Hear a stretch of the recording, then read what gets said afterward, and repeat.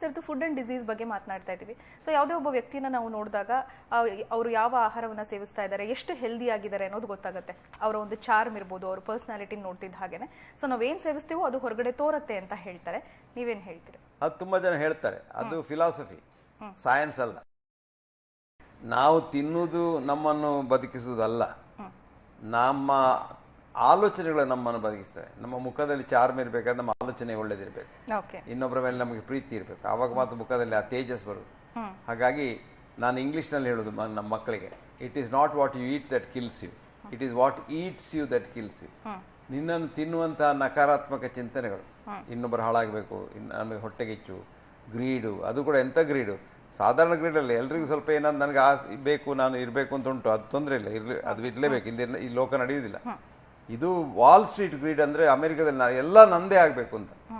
95% ಈ ಭೂಲೋಕದ ಸಂಪತ್ತು ಬರೀ 5% ಜನರ ಕೈಯಲ್ಲಿರುವುದು.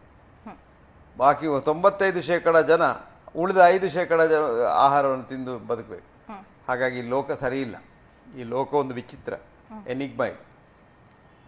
ಆಹಾರ ಅಗತ್ಯ ಯಾಕೆಂದರೆ ಚಿಕ್ಕ ಮಕ್ಕಳಿಗೆ ಬೆಳೆಯುವ ಏಜ್ನಲ್ಲಿ 25 ವರ್ಷದವರೆಗೆ ಆಹಾರದಿಂದ ಬೆಳವಣಿಗೆ ಬರ್ತದೆ.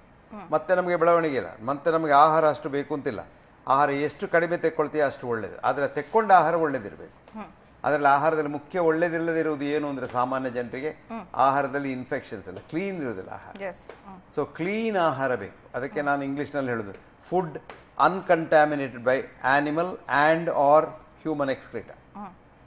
ಹಳ್ಳಿಯಲ್ಲಿ ಸಿಕ್ಕುವ ಎಲ್ಲ ಫುಡ್ನಲ್ಲಿ ಏನಾದರೂ ಇರ್ತದೆ, ಕೆಮಿಕಲ್ಸೋ, ಕ್ರಿಮಿಗಳೋ ಅಥವಾ ಏನಾದರೂ ಎಕ್ಸ್ಕ್ರೀಟವೋ, ಇದೆಲ್ಲ ಇರ್ತದೆ.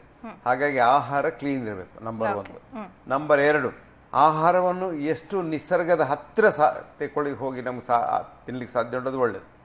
ಒಂದು ಉದಾಹರಣೆ ಕೊಡ್ತೇನೆ. ಈಗ ನೀನು ಕ್ಯಾಬೇಜ್ ತೆಕ್ಕೊಳ್ತಿ ಅಂಗಡಿಯಲ್ಲಿ, ಆ ಕ್ಯಾಬೇಜ್ ಇದ್ದು ಒಂದು 100 ಗ್ರಾಮ್ಸ್ ಕ್ಯಾಬೇಜ್ ತೆಗೆದ್ರೆ ಅದರಲ್ಲಿ 500 ಗ್ರಾಮ್ಸ್ ಮಿಲಿಗ್ರಾಮ್ಸ್ ಪೊಟ್ಯಾಷಿಯಂ ಉಂಟು, 4 ಮಿಲಿಗ್ರಾಮ್ಸ್ ಮಾತ್ರ ಸಾಲ್ಟ್ ಇರೋದು, ಸೋಡಿಯಂ. ಅದನ್ನು ನೀನೇನು ಮಾಡ್ತೀವಿ, ಮನೆಗೆ ಕೊಂಡೋಗಿ ಸುರುವಿಗೆ ಬೇಯಿಸ್ತಿ, ಬೇಯಿಸಿಕೊಳ್ಳೆ ಪೊಟ್ಯಾಷಿಯಂ ಎಲ್ಲ ನೀರಿನಲ್ಲಿ ಹೋಗ್ತದೆ. ಆ ನೀರನ್ನು ಬಿಸಾಡ್ತಿ, ಮತ್ತೆ ಅದನ್ನು ಕಡಲೆ ಹಿಟ್ಟಿನಲ್ಲಿ ಹಾಕಿ ಎಣ್ಣೆಯಲ್ಲಿ ಹುರಿತಿ, ಮತ್ತೆ ಅದಕ್ಕೆ ಉಪ್ಪು ಹಾಕ್ತಿ. ಈಗ ಅದು ಏನಾಯ್ತು, ಕ್ಯಾಬೇಜ್ ವಡ ಆಯ್ತು. ಈ ಕ್ಯಾಬೇಜ್ ವಡ ಮೇಜಿನಲ್ಲಿ ಬರುವಾಗ ಅದರಲ್ಲಿರುವುದೀಗ 4 ಮಿಲಿಗ್ರಾಮ್ ಪೊಟ್ಯಾಷಿಯಂ, 400 ಮಿಲಿಗ್ರಾಮ್ ಸೋಡಿಯಂ. ಹಾಗೆ ಏನಾಯ್ತು, ನೀನು ಸರಿ ರಿವರ್ಸ್ ಮಾಡಿದ್ಯಾ. ಕ್ಯಾಬೇಜನ್ನು ಹಾಗೆಯೇ ತಿಂದರೆ, ಒಂದು ಸಲಾಡ್ ಆಗಿ ತಿಂದರೆ ಭಾಳ ಒಳ್ಳೇದು ಆರೋಗ್ಯಕ್ಕೆ. ಇದರ ಮಾರಲ್ ಏನು ಅಂದರೆ, ನಿಸರ್ಗ ನಮಗೆ ಅದು ಫುಡ್ಡನ್ನು ಬೇಕಾದ ಹಾಗೆ ತಯಾರಿಸಿ ಕೊಡ್ತದೆ, ಅದನ್ನು ಹಾಗೆ ತಿನ್ನೋದು ಒಳ್ಳೇದು.